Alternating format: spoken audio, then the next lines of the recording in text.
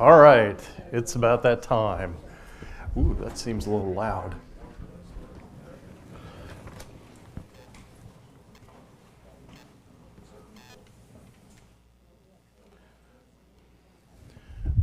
Maybe that's a little better. Yeah, that's not too bad. Now it's not loud enough.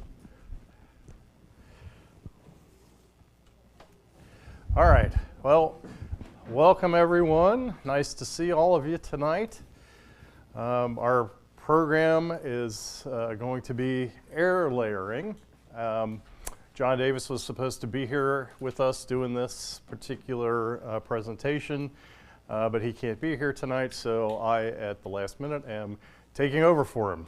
So don't blame me if it's not that great.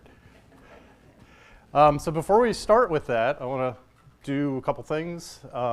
Just say welcome everyone to our members and guests and new members.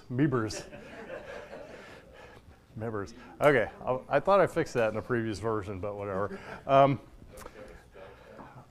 do, but I guess maybe members is a real word.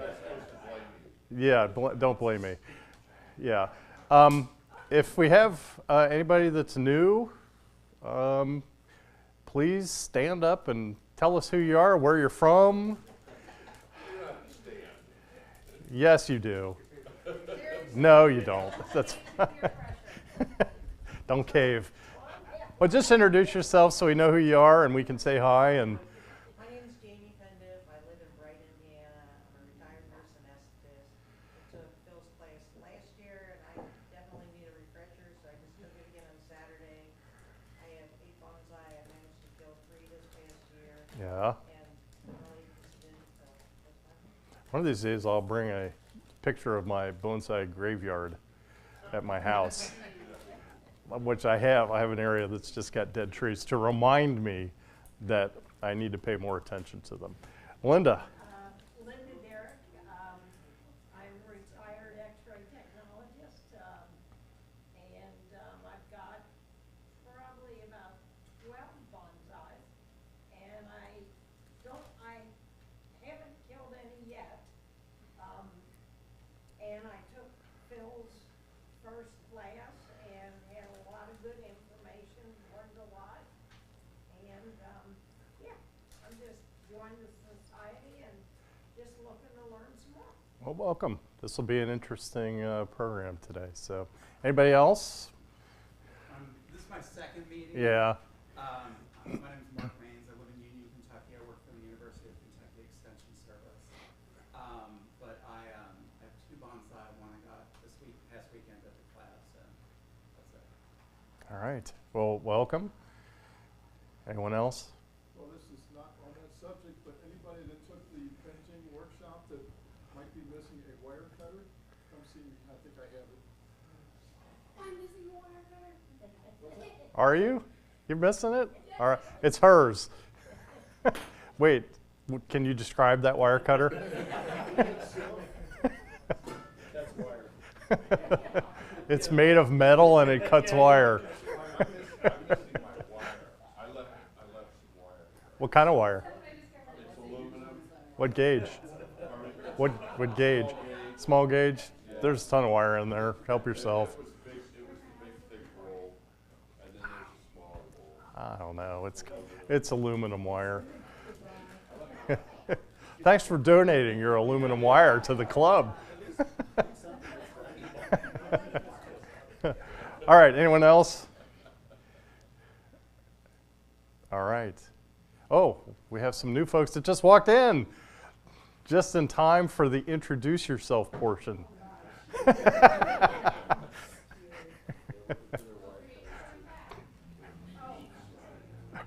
All right, well, let's move on. We have some upcoming events. Of course, the Saturday class at the Crone is about air layering, so if after today's program you're interested in doing some air layering out in the wild, please sign up for the program. There's a bunch of spots left. Hopefully it's not going to thunderstorm on Saturday. If it does, we've set the rain date with the Crone to be the following Saturday, the 26th. Normally we have first Saturdays on the first Saturday of the month at the Crone. However, this coming month is show change at the Crone, so there will be no first Saturdays. So if you show up, there will not be a table, there will not be anybody doing bonsai there, but it will be busy because of the butterfly show.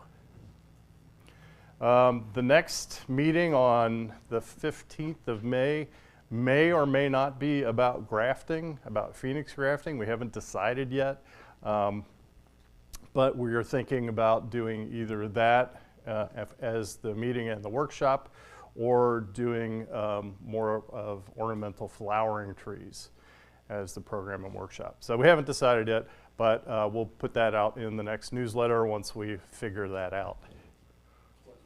Yes? How are we going to get the word out if it's a rain and no-go for Saturday? I call everybody. So if you've signed up for the Saturday workshop already, if it is storming, you can pretty much assume that we're not doing it, but I'm going to call everybody around 9 a.m. If we're not doing it. So if by about 9:10 you haven't heard from me, then we'll assume that it's a go and come on down to the Crone. Yes? Will we have the opportunity to then sign up for the following one? Because I'm going to be out of town this Saturday. I couldn't make it. Yeah, well, if we don't do it this Saturday, I'll leave the registration open. And if you can make the follow, if it ends up being a rain date, then you can sign up for that one. Joanne? We're going to meet outside in the tent. Yes. For the rain date, is it same time? Yes. Do you want it to be a different time? Okay. All right. Is that 10 o'clock? Yes, 10 to 1. 10 to 1, Saturday. Yes. So it's $25 a person, and we don't have that many people signed up for it. We were originally going to do 2 trees per person, but that's if we had 20 people. But we may allow people to do 3 air layers per person. And we have permission to air layer pretty much any tree on the grounds of the Crone. I was really surprised, but I went over there a couple weeks ago and met with their outdoor person that takes care of that, and she's like, yeah, you can do any tree. So there are some decorative trees that are out like next to a path and it's just a single tree. So we want to stay away from those, but for the most part, any tree can be air layered out there. So that's pretty awesome. We're going to supply all the materials for that, so you'll get a packet of sphagnum moss, the rooting hormone, plastic, wire, everything but your knife. So you'll need to bring something to cut the air layers with. And then the July 19th, that Saturday, will be our follow-up where we go back out to the Crone and hopefully see lots of roots and sever our air layers and get them planted up. Yes, Joanne? What's that? No one. So, yes, well, it depends on how we're going to talk about that and how the air layers are put in and the tops of the bags.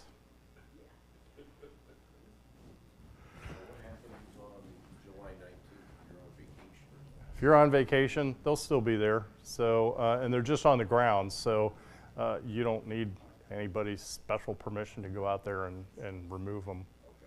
It's just one of us won't be there. But you can always call me and we can maybe meet up if you can't make it on the 19th. Judy, you look like you have a question. No. You sure? I'm just wondering what security is going to have to say about it, but that's okay. Security? Do they have any security? I mean, you just walk up and hack a branch off there and, just say, Yeah, they don't care. okay. Yep. I already talked to them. They're good with it. They know what they're getting into already. Yeah. And the neighborhood kids are invited. So we're encouraged to put them high up in the tree or on the backs where people can't see them because, folks are going to want to mess around with them. Coming up on May 30th through June 1st is the 3rd annual Bonsai Weekend at the Waterfront Gardens. We've been down there, it's in Louisville. We've been down there the last 3 of these myself. It's a great show, it's close by, and so I encourage everyone to consider going down and checking out the trees that they have in the show and the vendors and workshops that they've got. It's a pretty neat event. At the Crone, Emerge is still going on until this weekend. So if you haven't been there to see all of the blooming things that they've got, check it out. It's pretty neat. And then the Butterfly Show is starting on May 10th, so that'll be being set up the weekend prior. That's why we can't do our first Saturday. We still need volunteers for that. So if you have some free time, especially on Saturdays from 10 a.m. to 2 p.m., visit the website, volunteer. Basically, you're just going to go hang out at the Crone, maybe bring a tree, something to work on, and talk to folks about bonsai during the Butterfly Show. It's usually a good time. There's a lot of people that go to the Butterfly Show. It's a huge event, so you get to spend time with folks talking about bonsai. Beginners workshops, of course, we need volunteers. The next one is July 26th, which is already sold out. We've been doing a pretty good job of getting the word out there and getting folks into these. Of course, we always need volunteers to help with that. The October class is already a third full. So people are really pretty interested in this. So if you can spare some time, volunteers are only needed from about noon to 4. So if you are interested in volunteering for that, you can volunteer on the website. Any questions or anything that was posted there before we continue on? All right, so let's talk about air layering. It's one of my favorite topics. It's pretty neat. Yes? Oh yeah, I forgot. You have to come up here. You have to come up here though. I have the microphone. Okay, it's not a song and dance show. No, seriously, I've been trying to do name tags, as everybody knows. It's kind of a process. Wait, who are you? I am Andrea Feldman, and I am something with membership. Is there any other questions? No, go ahead. Okay, thanks. I've been working on name tags, trying to get them done. Almost everybody has one. If you stickered yourself a name tag, sorry, Jamie, I don't know where yours went to. I swear I had one. But I didn't look that hard, so maybe it's back there. it may be. I don't know. Sticker the top of that white box or that box that's behind. Just put your sticker on there so that I know I need to make you one. Everybody else, leave your green thing attached to your name tag this time. Just drop it on the table on the left side so that we can hopefully keep these together. I'm going to do my best to continue. And as always, if anybody has any ideas of how to get more memberships, more people joining, just thoughts of that. We try to do our best at the Crone and reach out to people that way. But if anybody has any other ideas of how to draw more people in, please let me know. All right, thank you. I'm sure you're going to have comments. Would you like to take this now? I'll put it right here. Okay. And you just push this button. All right, so I call air layering a faster way to bonsai because you are working with material that's already mature, and you're basically giving yourself free trees from already existing material that you have. So it's a pretty neat way to create new material for yourself to do bonsai and other things. So what even is air layering? Well, it's also known as marcotage, French, which just means plant layer. It's pretty simple. It's a vegetative method of plant propagation, meaning that you're using the live plant to generate new versions of itself. Air layering, well, actually not air layering, but layering occurs naturally in the wild when young branches of trees and other things touch the ground, and roots will form in that area where it's been touching the ground. And so what we do is we kind of take that natural ability for plants to generate roots in other areas besides the trunk and use that to generate new plants. So air layering itself basically exploits this ability for plants to grow roots, but a long way from the ground. So that's why it's called air layering. Normally ground layering happens on the ground, but we're generating I don't know what you call it, an environment up high in the tree, in the air, for trees to generate this massive roots and use that to create your new piece of material. So air layering was first documented in China at least 2,000 years ago. So it's really been around kind of since the start of penjing in China. And originally it was used for propagation of fruit plants. It came to Japan in the 1300s, kind of along with bonsai, when Japan appropriated a lot of the Chinese elements into their culture. And then it came to the US in the 1700s and other parts of the world. So it's been in use for a long period of time, and it's a pretty surefire way, kind of foolproof, to generate new material. So why do we air layer? Well, it was originally used for fruit tree propagation. There's an interesting fact about fruit trees is, let's say for example you have like a Honeycrisp apple and you take the seeds from that apple and you plant them, you do not get a Honeycrisp apple producing tree from that. All fruit trees are propagated through cuttings and air layering, because as soon as they are fertilized like on the plant and fruit is generated, that changes the genetics of that plant and you get an entirely different fruit. So that's really the only way to continue stock from various fruit. Joanne, I see you talking. What are you laughing? I said, how did we find that out? He was like, hey, wait a minute. Well, if you have questions, go ahead and ask. I don't know how we found that out. Somebody figured it out 2,000 years ago, that the only way to propagate and get the same fruits or whatever it is that they're growing was to do this method. What's that? No, it wasn't. It was way before his time. So how is it good for bonsai? Well, with bonsai, you can take a mature tree, something that's been growing for a really long time, that you've got a really good size branch or trunk or interesting piece of material on the tree.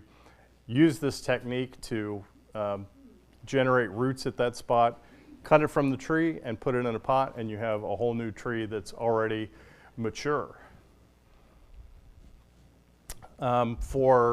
Especially for like flowering and fruit bearing trees, normally a lot of these plants do not generate flowers or fruits for 10 years. So if you're growing from seed, you have to wait 10 years to get the flowers or fruits. Whereas if you're air layering from mature material, and as soon as you sever that and plant it, it's going to flower, it's going to get fruit. So you're really cutting down the amount of time it takes to get a mature specimen by decades. So we mentioned ground layering initially, and you can do ground layering yourself. Really, you are taking a branch of the tree and maybe scoring the bark on one area, applying some rooting hormone, and burying it in the ground, which simulates what we do with air layering. So this branch is going to be under the ground, and it's going to start generating roots in the underground portion. Then once the roots have formed, you can dig it up, sever it from the original plant, and you have your new plant. So air layering itself is not really that complicated. Essentially, you are taking bark off of the tree, you're scraping off the cambium, and then you're going to apply rooting hormone. One of the other options is a tourniquet method, so we'll talk about that a little bit later on, versus cutting the bark, and that works better for some trees than others. We're going to put rooting hormone on the upper portion of the cut above the tourniquet or cut, and then we're going to wrap the whole thing with damp sphagnum moss and cover it with plastic and tie that securely. So, sounds pretty simple in practice, right? There are a bunch of different methods that you can use for air layering. So it's not just cutting a ring in the bark, as we'll see. So the ring bark method is probably the most common that you see on YouTube and online in forums. Everybody talks about just cutting a ring in the bark, putting your hormone on, and putting your moss on there. But for some species, that's not the best way to do it. And it's also, I don't know, there's also some risk involved when you do this, because you're basically severing the food source of that portion of the tree. So you're interrupting the flow of sap up into that separated portion. So for trees that are more difficult, there's also the staggered ring method, where you're going to take 2 semicircular cuts around the branch or the trunk, and you're going to leave a gap of bark between those 2 sections that's about 1/8 of an inch up to about half the diameter of the branch. And this allows nutrients to continue to flow up into the section of the tree that you plan to remove, so that it remains vigorous during the rooting process. So the rooting process can take from 6 weeks to 2 years, depending on the species of tree. And so doing something like this can help your chances of success with specific varieties of trees. Another option, which is kind of similar to that, this is what they call the multiple bridge method, where you are cutting strips out of the bark all around the branch or the trunk, and leaving those sections of bark there for the flow of sap and nutrients to that part of the tree. So on all air layers, this section right here at the top where you've cut, that is where the new roots will form. And so on these cuts, roots can form anywhere along this line up and down each of these cuts. So a lot of people think that the roots grow from like the bark or whatever, but they grow from the terminal point where it's been cut. The other option is the sliver method, where you're cutting almost all the way around, but you're leaving just one small sliver of bark and cambium there to transfer nutrients. So this method, you've got a much smaller piece of living tissue, so you get much fewer nutrients traveling between the 2 parts of the tree. The tourniquet method, this is interesting. You know, if you've done bonsai, you know that if you wrap a wire all the way around the trunk, basically you're going to be kind of starving that portion. And if you aren't doing something like air layering, you could just kill that part of the tree by cutting off its flow of nutrients and sap to that whole thing. But with the tourniquet method, you are purposefully doing this to cut off the flow, and then you are using, for example, like this upper portion here above the tourniquet is where your roots will grow from. So this is especially good for doing pine trees. So pine trees are notoriously hard to air layer, and a lot of people try and do like the ring method on pine trees, and it doesn't work nearly as well. Doing this will almost always ensure that you actually get an air layer from a pine tree. The only drawback is it takes like twice as long to generate it, but it will most likely work. The last method is the skirt method. So with this method, it's a little bit different. Basically, you're creating, I don't know, what kind of looks like a hula skirt. You're going to cut all the way around at the bottom, and then you're going to make slivers of bark up and down, or up the sides of the trunk here, and you're going to use a piece of wire underneath those to help those splay out. And so roots will grow from all of the outside edges of each one of those. And the interesting thing about this is it gives you a little bit more nibari when you start out. Does anybody know what the nibari is? It's the base or roots of your tree where they attach to the trunk. So doing this, every one of those edges that you've cut has the potential to grow roots from those edges. Yes, question? Going back to the book, the tourniquet method, Uh-huh. do you still use root hormone on that? Yes, you still use root hormone.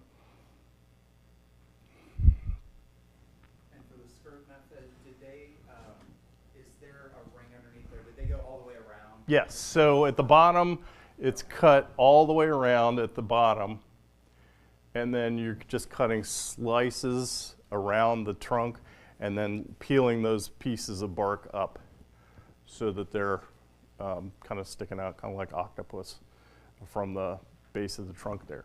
And then you're going to put a piece of wire underneath it to keep those from going down and touching the other part of the tree, because otherwise they will reattach themselves and then you'll lose your layer.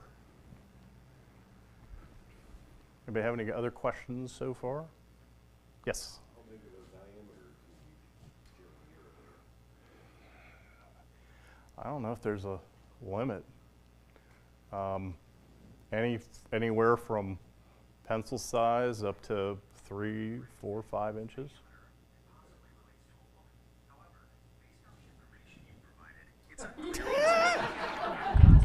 Say what now? Oh, Gemini is answering my question, but obviously it didn't really hear what I was just talking about. Oh, that's interesting. So yeah, you can air layer. The biggest air layer I've done has been like 3 inches in diameter, something like that. Yeah, I've seen people air layer stuff like that big. So to share the certain method on the left, it looks like there is a small sliver left to carry the nutrients on that back side. It looks like that's Oh, that may be. It may not be pulled up yet. okay. You could combine methods. Yeah, you could leave that small piece there if you were unsure that whatever's happening up here is going to live. Do you go with the tourniquet method in that method to cut off all the nutrients? Well, he was talking about this little piece back here that you can see that looks like it's still attached. If you had lifted that up, yes, it will cut off all the nutrients. And how long will that branch last without it nutrients? Surprisingly long. Okay, 'cause I'm looking at this tourniquet method, and it says 3 to 4 months or longer Yeah, for the cedar tree, so it can, you're not damaging what you're growing the roots on? correct. Yeah, correct. So, yes. You are supplying the, damp moss is supplying moisture. Yes. So it's not like you're cutting it off entirely. Right. So, moisture is getting up, but not, you're not really feeding the, upper part. Yes. But do you have to do it when it's leafed out? Does it require the leaves to photosynthesize? It varies by tree, but yes, for the most part, you'd need to have those leaves on there to synthesize and generate nutrients for the part that's still there. I did an air layer on a maple that didn't take, and I left the moss off and everything, and it stayed alive for 2 years without, being like totally cut off, no roots had grown, and it was alive for 2 years with nothing. Is there a reason why a lot of these examples are done just below fork? No. Is there a node, is there a weight? Like It's- that you should- It's just where, like, we don't see above that, but that might be where the most interesting piece that they want to air layer is. So you're going to air layer below whatever interesting branch or thing of the tree that's that you want to air layer. So these they might be doing like a twin trunk or something like that.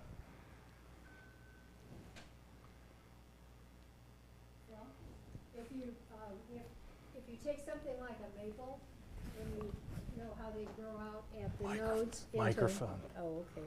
If you take something like a maple and you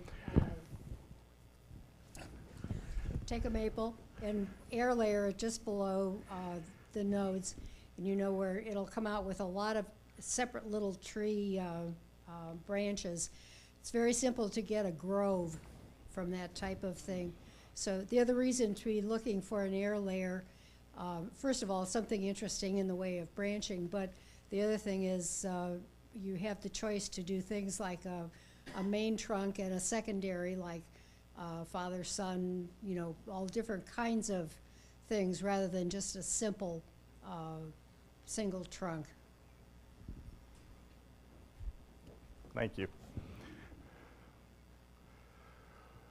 So everybody has a handout that lists a bunch of the different types of trees and which method works better for those types of trees. So when we are on our field trip on Saturday, hopefully, this will be a good guide for you to decide what type of air layer you want to put in on any particular species of tree. So there's a lot of different things at the Crone. Some trees like the curly willow that they've got there, you don't even need to air layer. You can just cut it off and stick it in the ground and it'll grow, right? So I'm planning to do that, not doing an air layer on that. I'm just going to take a cutting. Then there's magnolias, there's cherry trees there. So those have a specific or a preferred method of air layering versus the straight cut around. So none of these in here Mm-hmm. list the skirt method, but it seems to me that I would think might work for most trees. Yes, you can use it for most anything. I kind of like the skirt method. It just takes a lot more practice to get to doing it where it comes out right and you get the bark peeled up and you have to scrape the cambium. So you really kind of have to be careful when you're doing those. They're just a little bit more difficult and tedious to do, especially if you're like standing on a ladder up high trying to do something interesting up in a tree. So are you doing the workshop on Saturday? I was On the fence? Oh, you're gonna be out of town. Oh, that's right. If it's a rain date, I'd like to. Yeah. So you can always experiment at home and see what your results are. Which tree did you say that doesn't even need the air layer? Curly willow, I think just willow in general, don't really, you can just cut it off and stick it in the ground. If you go to the Crone, they have a, Are they deciduous? yeah, Okay. they have like a garden hoop there, and they just cut the branches off and stuck them in the ground and they all grew. Yeah. So I'd recommend getting one of those. We can all take cuttings off of that. That'll be pretty good. So once you do your air layer, you then have to worry about getting it covered up, getting your moss on it, and getting your rooting hormone. So we mentioned before that the roots come out of just this top part. Nothing will come out down here. It'll only be at this top portion here. So that's this place where you need to apply your rooting hormone. And I like to take a piece of toilet paper and get it moist and sprinkle my rooting hormone on the paper and then wrap that around that top portion. What this does is it helps the rooting hormone continuously be in contact with that because it's a powder, right? You can also get liquid hormone, but that doesn't stay on any better. Whereas if you take your hormone and you put it on a piece of toilet paper, wrap it around there, it's going to stay on there and be in contact with that and help promote the roots better than if you just sprinkled it on or dusted it on with a paintbrush. So the last thing you're going to do is cover it with your damp sphagnum moss. So you're going to take your sphagnum moss and you're going to soak it in water, and then you're going to wring it out real good. and put your plastic around it and get that wrapped around the entire portion. So since the roots are growing down, you want to have your bag and your layer lower down on the trunk from where the roots are, since they're going to be growing down. If you put it real high, your roots are going to grow down and they're not going to have any place to go. So the top of your layer bag should be like up here with the lower portion spreading down below.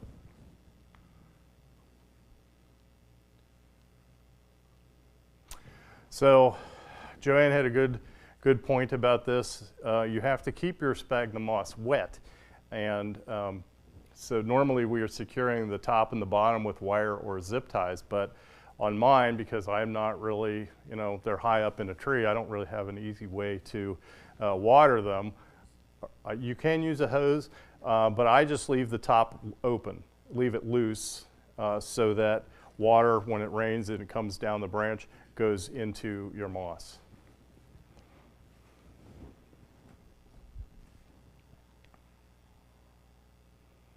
So do you have to wrap it in plastic? No. You can use anything that will hold growing medium in your area. So this is just a plastic cup that's been taped to the bottom of the branch, and it will get filled with the sphagnum moss and just covered the top with plastic. You can also leave it open. There's a lot of people, especially folks that are air layering pines, leave the top open so that it gets even more moisture. Probably everybody has plastic cups around the house, right? Water bottles. There's all kind of things you could. Anything that's going to hold soil will work. If you've got old nursery pots, those work great as well. So in around 3 months or so, like I mentioned before, in as little as 6 weeks, some plants will start generating roots. Typically, it's about 3 months. Some species are longer than that, and some species are up to a couple of years. Also, it depends on the time of year that you're putting your air layer in. So the earlier you put the air layer in, the longer the tree will have to generate the roots during a single growing season, and you won't have to worry about taking it into the next year. So when we go out to check on our air layers in a couple of months, we're going to look at the plastic, and we're going to be using clear plastic so we can see inside and see how many roots have been generated. If we don't see any roots, then we're not going to take it off the tree yet. We're just going to leave it on there for another month, maybe check it monthly until we get some roots. But I think everything that we're going to be doing at the Crone will typically be done in about 3 months, which is why we have the July date. So when we're cutting these off the tree, we have to be really careful because we've got all new roots and they're very fragile. So when we're taking it off the tree, we want to preserve that sphagnum moss ball. We're going to unwrap the plastic, we're going to leave that moss on there, and we're going to plant it in just a standard large nursery pot, and we're going to put peat moss in there. I think Judy wants to say something.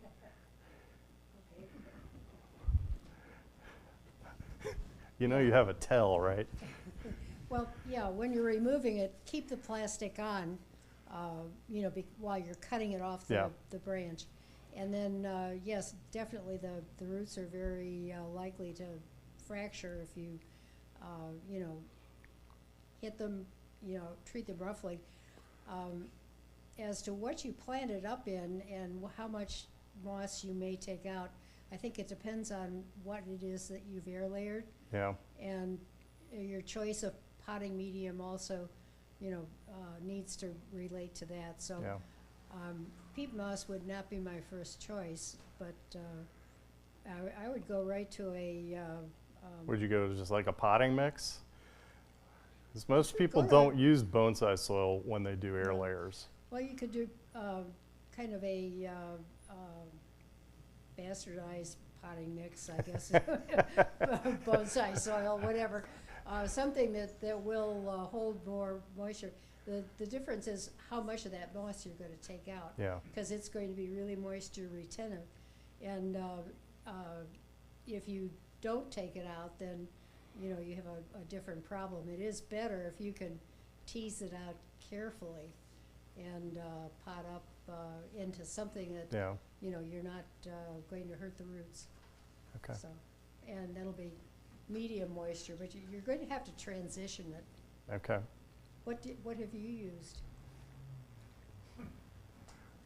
That. Okay. And it worked. I didn't have any problems. It worked great. When I did my, well, it was a wisteria, so they grow like Oh, crazy well. anyway, so it's hard to tell. Yeah. I also did a maple like Yeah, this, just yeah. a regular sunset maple, and it was chock full of roots in about 6 months. Just Yeah, doing that. maples are really a good thing to, a good starter thing. I would Yeah. really, you know, recommend them, absolutely. Yeah, and there are a bunch of maples on the grounds at the Crone too, so. Well, if for some reason you can't make it, get a cheap maples at your local whatever store and air layer that. And, you know, you can do it, practice on them at home. Yeah. Steve? Thank you. This is like in class. If you're talking in class, you have to share it with the class. Or Stefan, are you the instigator back there? Okay. So anyway, after growing in whatever you choose to pot it in, I like peat moss. I've had good success with that, but you can use, as Judy suggested, a bonsai style growing medium with more organics in it for water retention. But once it's grown, probably for a couple of years, you can transfer it into a much shallower pot and get it prepared to be bonsai. Yes, Linda? This may sound like a stupid question to all you people, but I'm not familiar with this. This is totally new to me. So, when your peat moss, or not Your sphagnum moss? your Yeah. sphagnum moss has been on there, and you see the roots, are you cutting those roots off and leaving them? No, we don't want to cut any roots off while it's in our moss ball and we're getting ready to plant. So, Roots aren't coming, they're coming out of the tree, right? yes, they're coming out of this top portion where we cut, right? Right, okay. So now you've got roots in the moss, Uh-huh. and you're going to take it and transfer it to another pot. Right. So we have to cut the trunk off, but we're cutting it below where our plastic bag is. So we cut underneath it to keep those roots safe. So really we're going to have a piece of trunk sticking out below the bottom of the roots, right? Oh, okay. Yeah. So then in a couple years after we've grown lots of roots and our tree's really healthy, then we're going to take it out of that and we're going to cut that piece of stump off that's left in there, and then we're going to kind of spread our roots out and put it into our shallow pot. And we don't necessarily want to put it into a bonsai pot. We recommend like a shallower growing pot for another year or two before you go and make a big root cut and put it into a bonsai pot. Okay, now I get it. Yeah. Okay.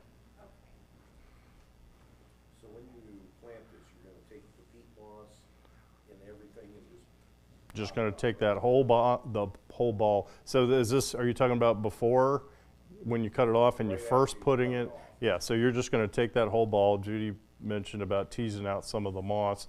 I just keep all the moss on there, take the bag off, then I'm not worried about breaking off any roots. But if there's moss that's just fallen out, you can leave that out. But you have to be really careful because those roots are super fragile and they'll just snap off if you try and pack the soil around them. Or do anything like that. So just have to be really careful. That's why I leave the moss on, because then I can pack the soil in. I don't have to worry as much about breaking it.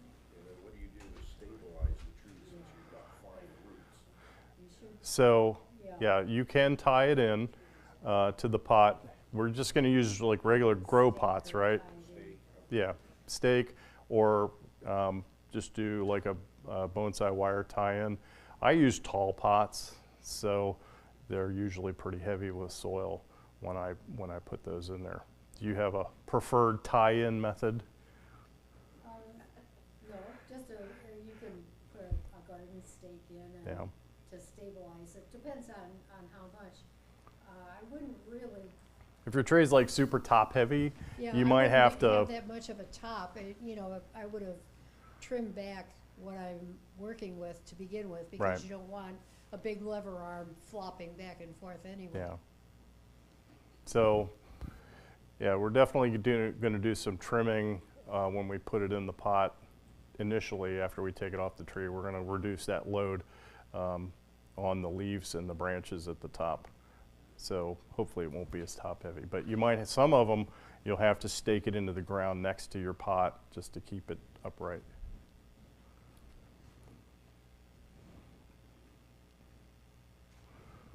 Questions?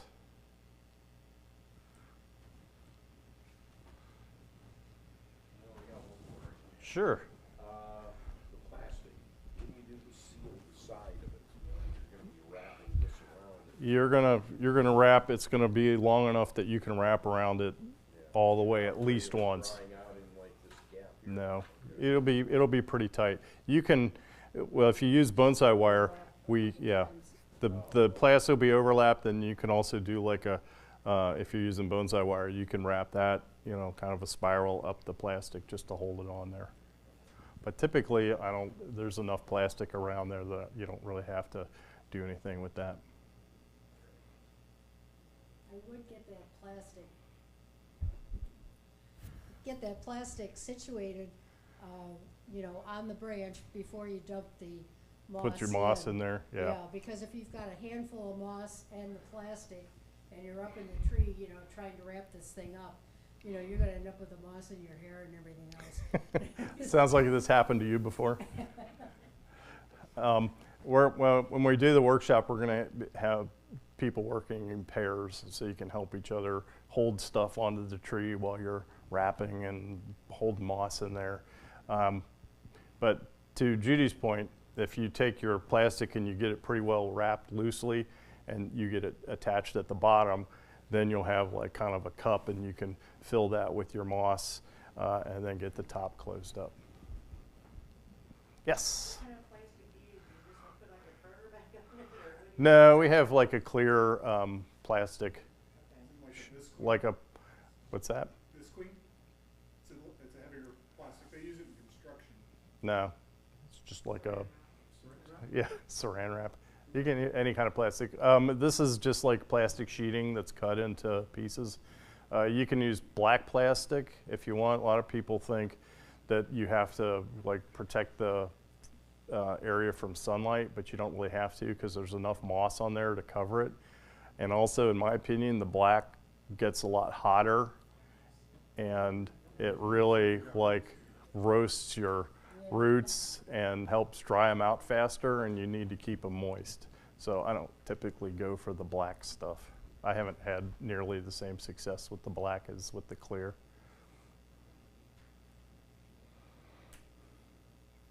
So we gotta bring you some knife. Just got to bring a knife. Or actually, Andrea came up with a crazy solution for cutting these all by herself.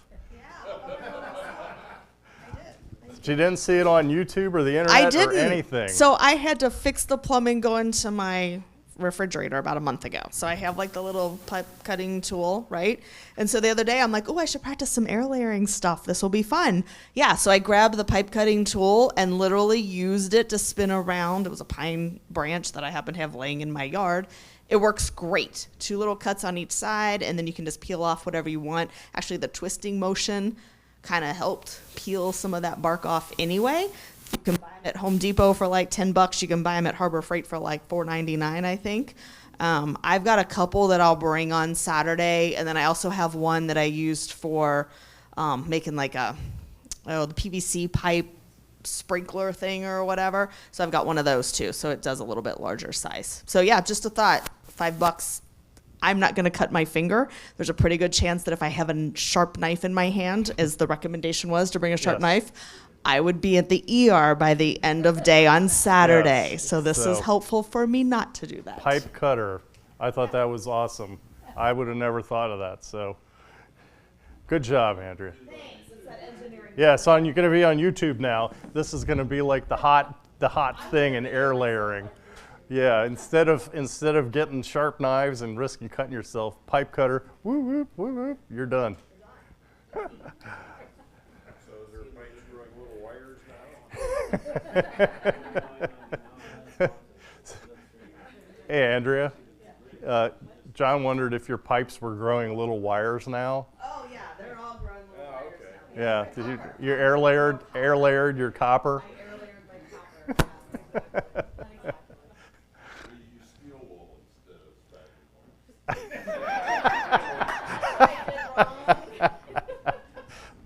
spaghetti.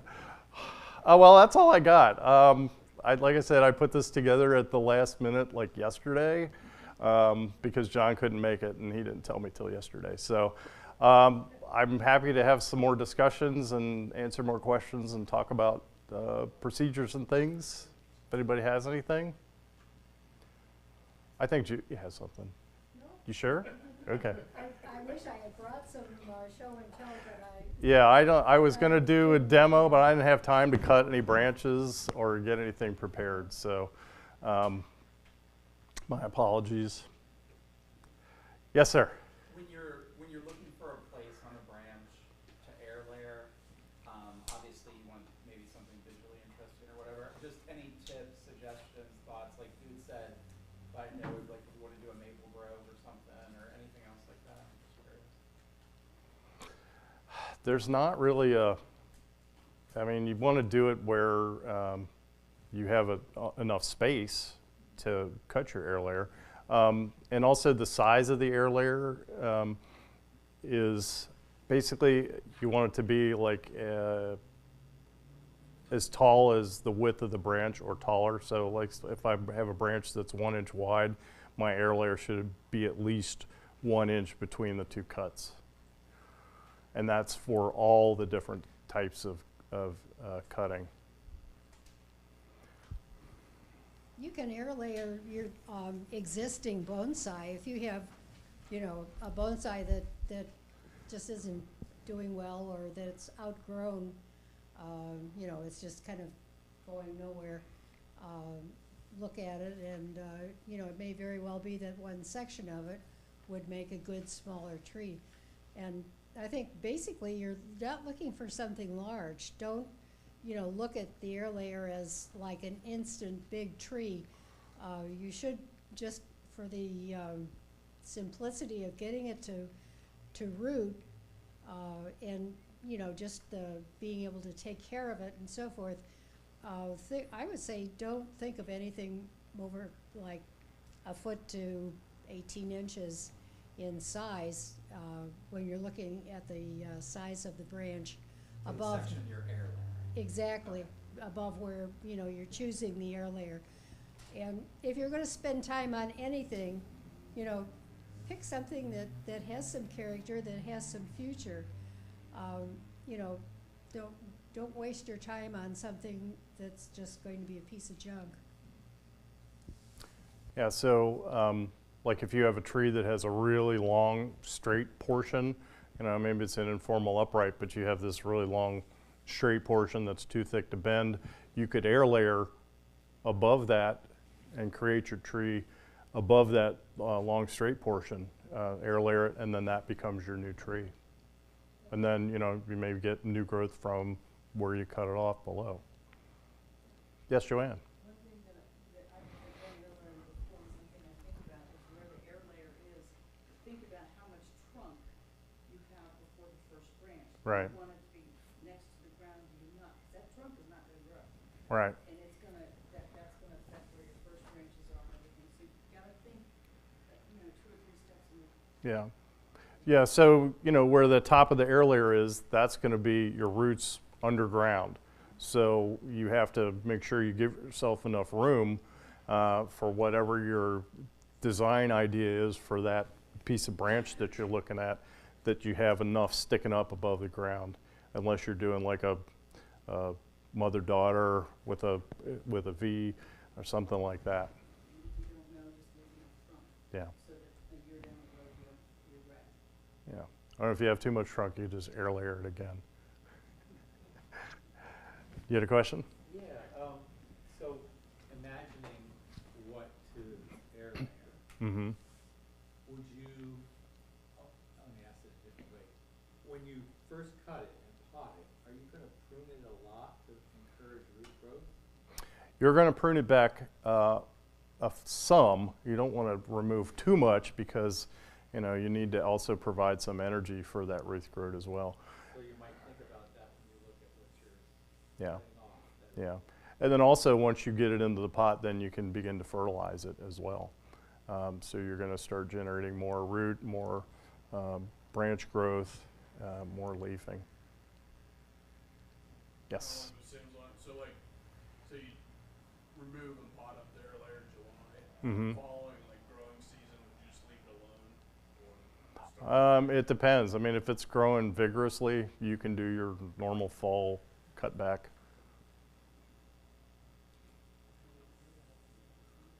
No, I'm saying if when you remove it in July. Yeah. It just depends on how it's doing. If it's not looking so good, I would leave it alone until the spring. See how it does. Make sure it survives the winter. You know, I saw something else too, but when I was looking for information about this, on air layering like a branch. So maybe you're looking at a tree and it's got a branch that's coming vertically off of some larger branch, and you really think that just that piece, maybe it's coming straight up, looks really cool. You can actually air layer the branch that it's attached to on both ends. And also, you don't have to do just one air layer per branch. You can do multiple air layers on a single branch at the same time. Initially, I thought you could only do one per branch, but you could do a higher one, a lower one, one down even below that on the trunk. But anyway, back to my original. So let's say you've got a really interesting looking branch that's coming straight up that almost looks like its own tree. If you air layer on both sides of that cross branch that it's attached to, both of those will grow roots, and then you can plant that whole thing in the ground when you cut it off. Like what the lady from Canada. Yeah, kind of. Yeah, when we were talking about penging. I don't know how this is going to go with my artistic skills.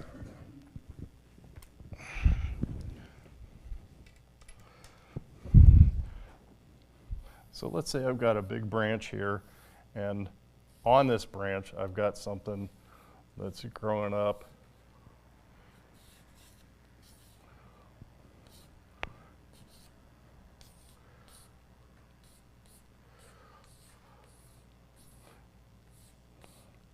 And it's like growing from the branch here. And I like this whole section, and I want to make this my tree.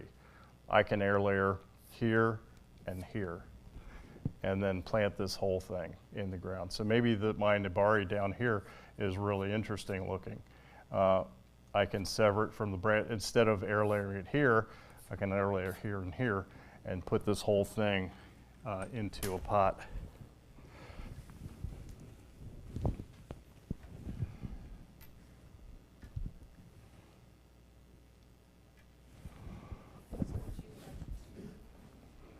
So you would have two, but you would have one on each side. Yep. And roots will grow on the insides of each one of these cuts. So I thought that was pretty interesting.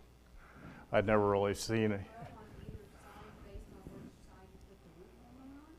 No, it'll grow on the inside. So basically my flow of sap is going to be coming down from this portion, and it's going to be spreading out here. So my flow is going to be going here and here, which means that on the insides of these cuts, let's say my air layer is this big and this is all cut out, it's going to be growing on the insides here, just like it would be if I did a single air layer. So wouldn't you You would. a third one on the other side of that branch? No. Well, you might if the branches. Well, yeah, that's true. If you've done it here and you've got more, branch coming out this way, you'll get roots on both sides, but they'll be separated by this piece here. But you won't get any on the tree side.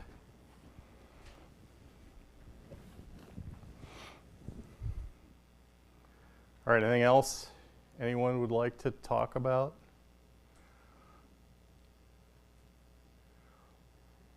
Anybody have any trees they want to air layer now that they've seen this? What do you have? What's that? Japanese maple. What was that? I missed that. I just said there's some in my neighborhood I have my eye on. Oh, yeah? Just got to knock on your neighbor's door. Yeah.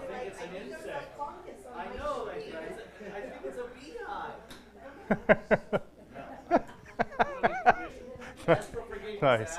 Yes, Dane. So you kind of got the general timing here, but Mhm. they need to be like fully leafed out before you do the air layer. Typically, it depends on the tree. Some of them, you can do in early spring. We're kind of getting to be late spring now. So yeah, they definitely need to have some leafage on them. They need to be generating some energy from the leaves. Would a maple bleed out? At this time, they're just really, Yeah, they haven't even come out yet. they're, What do we say on here? to what degree do the leaves need to really be fully formed to, because otherwise if you have a really excessive sap flow, Yeah, I don't know if that would be good or bad. I don't know. I know. Do what now? Is this a listing of trees that are around grown, or is this? That's just a general list, yeah. Some trees that you might have that we're not necessarily doing around Crone. Things that you might want to air layer.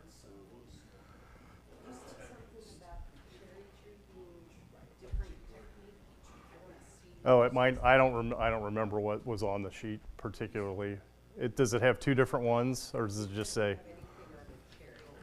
I didn't see cherry on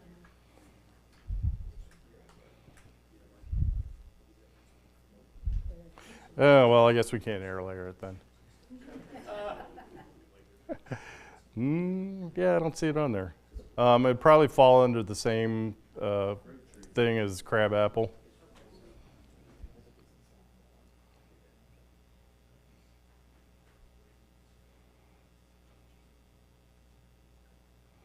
Yeah, we were at the Crone 2 weeks ago, and everything was pretty far along. My cherry tree was the first thing to bloom. Yeah. When it dropped, the crabapple bloomed. Yeah, my crab apples are all almost finished blooming, and they're all pretty leafy now. Yeah, I have 2 air layers off of my 1 crab apple in my yard. So I did 1 air layer that's about this big, about 3 inches, and I have one that's just a small branch. And both of them are doing great, and they both are flowering. All right, well, unless we have other questions, that's all I got. So have some snacks.